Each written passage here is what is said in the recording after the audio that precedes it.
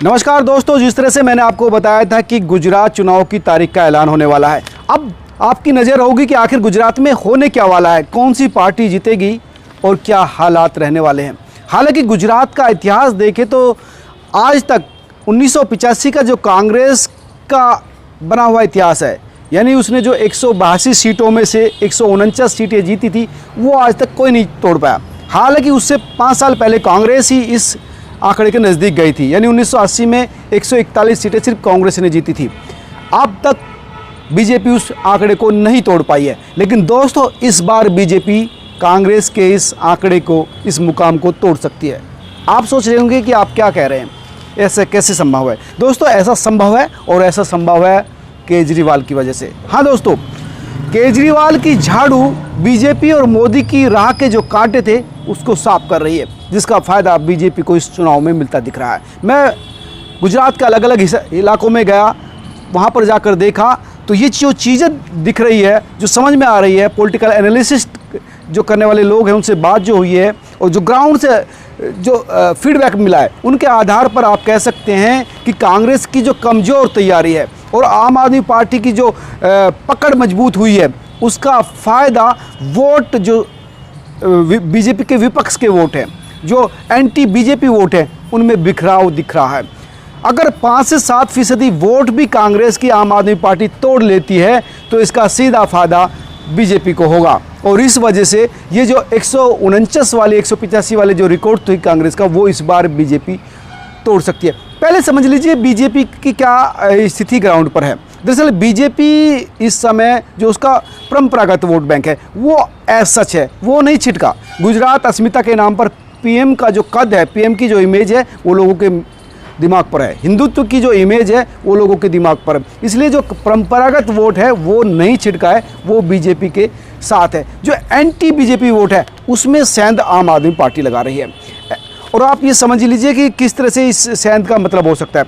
पिछले इसी साल के अगर चुनाव के नतीजे देखें उत्तराखंड के और गोवा के, उनसे ये साफ बात जाहिर हो जाएगी कि किस तरह से वोट का बिखराव बीजेपी की राह का जो कांटे है उसको साफ करता है। सबसे पहले गोवा की बात करते हैं। गोवा में जो है इस बार बीजेपी को 33.3% वोट मिले, 33% 3 वोट मिले।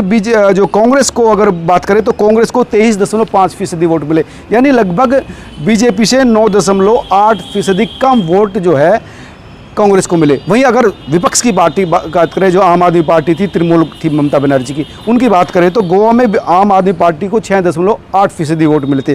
वहीं ममता बनर्जी को 5.2% वोट मिले थे, यानी दोनों का वोट परसेंट 13% था। हार हुई 10 से भी कम परसेंट पे और विपक्ष ले गया 13%। यानी ये वोट अगर जो है कांग्रेस को जाता तो जाहिर सी बात है बीजेपी हारती और कांग्रेस यहाँ पर सरकार बनाती। अब बात करते हैं उत्तराखंड की। उत्तराखंड में भी ऐसा हुआ, बीजेपी को यहाँ पर 44.3% वोट मिला उत्तराखंड में। वहीं अगर कांग्रेस की बात है तो 37.9% वोट मिला, यानी कुल मिलाकर 6.4% कम वोट मिला। 6.5% के करीब आप मार्जिन रहा दोनों के बीच में। वहीं अगर आम आदमी पार्टी और बसपा, यहाँ पर बसपा मजबूती उसकी बात करें, आम आदमी पार्टी को 3.3% वोट मिला, वहीं बसपा को 4.82% वोट मिला, यानी 8% का अंतर रहा। यानी वोट फीसदी जो कम रहा वो 6.5% रहा, दूसरे जो लोग ले गए वो ले गए जो है 8%, यानी 2%। यहाँ भी कांग्रेस को हराया इन लोगों ने, और यही होता दिख रहा है गुजरात में। ये पॉलिटिकल एनालिस्ट, राजनीतिक विश्लेषक ये साफ बात कर रहे हैं। मैंने कई इंटरव्यू आपके लिए जो लाया था उसमें ये बात साफ हो रही थी, ग्राउंड पर जो मैंने देखा वही बात हो रही थी। अब 2017 के नतीजे अगर हम देखें, 2017 के नतीजे जो 83 जो सीटें थी जिन पर बीजेपी हारी थी, उनमें से 30 सीटें ऐसी थी जिन पर जो हार जीत का जो आंकड़ा था वो 2 से लेकर 10,000 के बीच में था। ऐसी हालातों में इन सीटों पर 30 से ज़्यादा जो सीट है जहां पर आंकड़ा जो है हार का सिर्फ 2 से लेकर 10,000 था, वहां पर अगर वोट बटेंगे तो साफ सी बात है बीजेपी को फ़ायदा रहेगा। यहीं 2 दर्जन से ज़्यादा सीटें ऐसी थी जहां बीजेपी सिर्फ 2,000 से 10,000 से कम वोटों से जीती थी। अगर यहाँ बिखराव होता है वोटों में तो यहाँ फिर से वो मजबूत हो जाएगी कांग्रेस। तो ये अपने आप में काफ़ी महत्वपूर्ण जो डेवलपमेंट होने वाला है इस बार, ये अपने आप में बीजेपी के लिए बड़ा फ़ायदा दिख रहा है ग्राउंड पर, और इसका फ़ायदा इस चुनाव में मिलता दिख रहा है। यानी इस बार बीजेपी सरकार तो बनाएगी, लेकिन कितने वोटों से बनाएगी, कितने फीसदी वोट आएंगे, ये अपने आप इस पर दिखाई देगा।